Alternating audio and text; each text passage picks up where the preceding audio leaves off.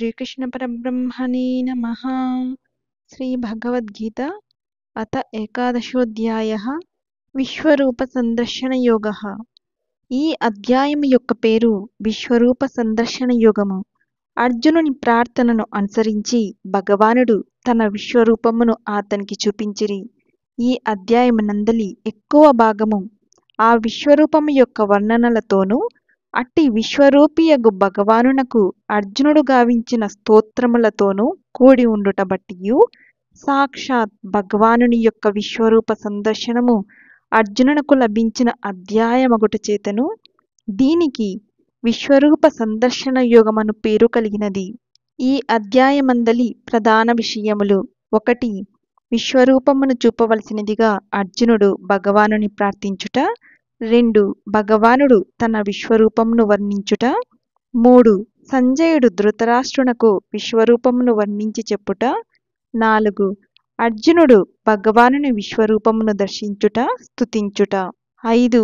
భగవానుడు తన శక్తిని వెల్లడించుచు యుద్ధము నర్చుటకై అర్జునుని ప్రోత్సహింపచేయుట। 6.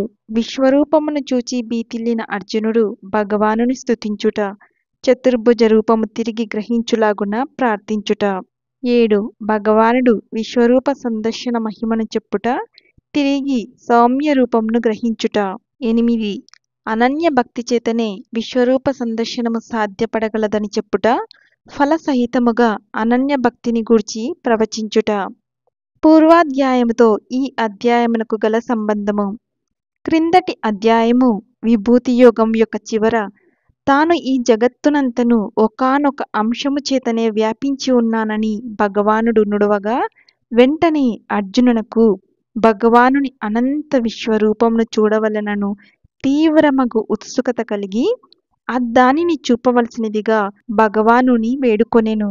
అర్జునుని ఆ ప్రార్థనతో ఈ 11వ అధ్యాయము మొదలెడుచున్నది మరియు క్రిందటి అధ్యాయమున భగవానుడు తన విభూతులను గూర్చి ఒకంత తెలియజేయగా వాని అన్నింటినీ ప్రత్యక్షముగా వీక్షింపనించియు సర్వేశ్వరుని అనంత మహావిభూతినొక పర్యాయము కల్లారా చూడదలంచియు అట్టి విశ్వరూప సందర్శనముకై భగవానుని ఈ విధముగా 4 శ్లోకముల ద్వారా ప్రార్థింపతొడగెను।